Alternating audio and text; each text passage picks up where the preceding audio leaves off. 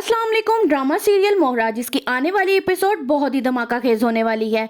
अलीज़े जिस पे अरमीन बेगम की प्लानिंग सारी अयां हो चुकी है कि किस तरह वो अपने बदले की आग में इतनी अंधी हो चुकी हैं कि उन्हें ना हमजा की खुशी से गर्ज है और ना ही अपनी आने वाली नस्ल से कोई लगाव। दूसरी तरफ सिकंदर जो ऑफिस नहीं जा रहा, अलीज़े को अकेले देखकर उसके पास आता है और कहता है कि आखिर तुम मेरे पीछे पड़ी क्यों हो, तुम्हारा मसला क्या है। जिस पे अलीज़े मुस्कुराते हुए कहती है कि वक्त आने दो, फिर तुम्हें बता दूंगी कि मेरा मसला आखिर है क्या। अलीज़े बात को पलटते हुए सिकंदर से कहती है, कब ऑफिस आ रहे हो जनाब, कहीं अलग बिजनेस करने का इरादा तो नहीं कर लिया?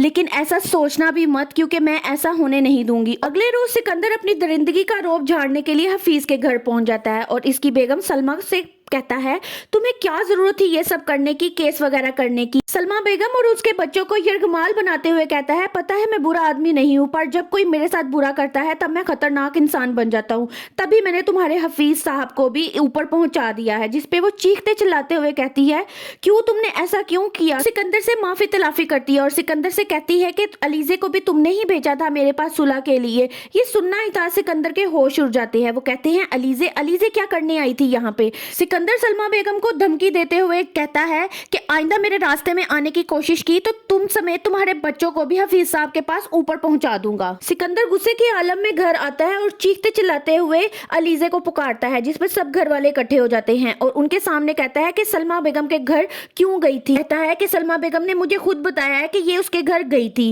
अंदर हमजा से कहता है, मैं कहता था ना ये लड़की किसी मकसद से इस घर में आई है। हमजा, ये हमारी घर की सगी नहीं है और ना ही ये तुम्हारी सगी है, ये दुश्मनों के साथ मिलकर प्लानिंग कर रही है। पूछो इससे ये क्यों गई थी उनके घर।